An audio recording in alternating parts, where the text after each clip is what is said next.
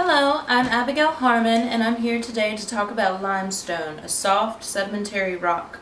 I hope to educate you on the journey limestone takes, starting as sediments and ending as a container of networks of underground caves, fresh groundwater, and clues to the Earth's past environment. Limestone is a very unique rock. It is made up of calcite, or calcium carbonate, which dissolves in water. The water then over time creates veins in the rock. This is the beginning of cave formation. The caverns that develop in limestone is unlike any other.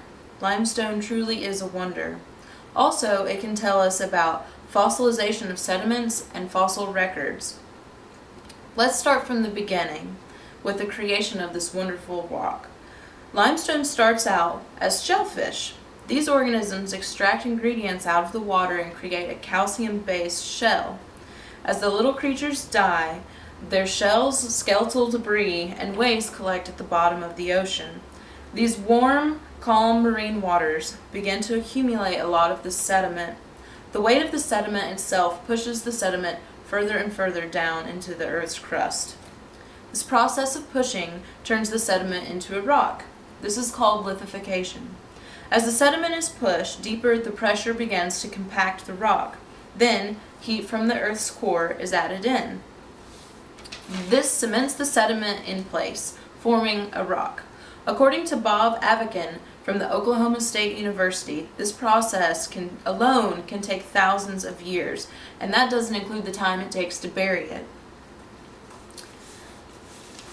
The shellfish and the other creatures that live around the time the rock was made become fossilized in the rock. This happens when mudslides cover up the animals and they are pushed down with the sediment and fossilized.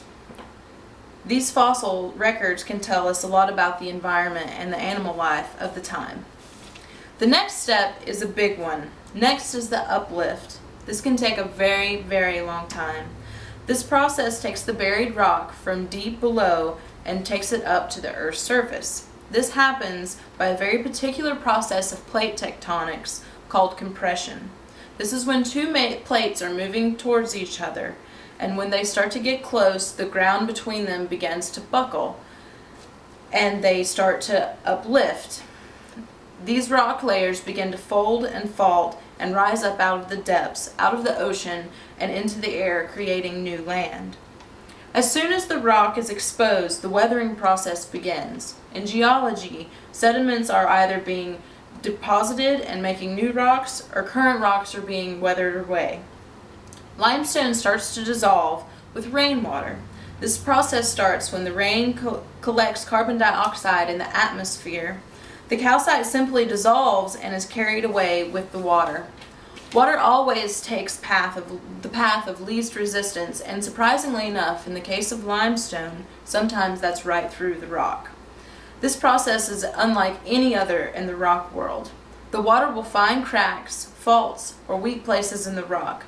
This can be microscopic fractures, and the water will start to move through linearly, meaning that it moves one molecule at a time through these tiny little cracks in the rock.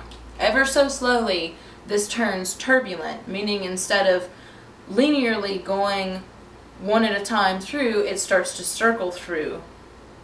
And this dissolves even more rock away. And this is where the veins come into place. This process from going from linear to turbulent can take 10,000 years, and it can take more than 100,000 years for a passage to become big enough for humans to walk through, and that is according to the Geologic Society of America. After so long, all the water will start to drain here. In the areas, whole watersheds can be drained underground. These caverns can become huge with so much water passing through. The more water flowing through, the more rock is dissolved away. After so long, these caverns can collapse and they cause sinkholes. These areas are called karstic areas. When looking at a topographic map, the area has a signature pattern.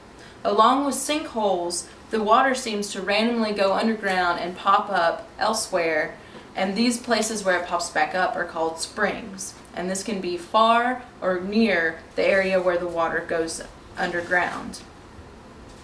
And all of this is caused by limestone.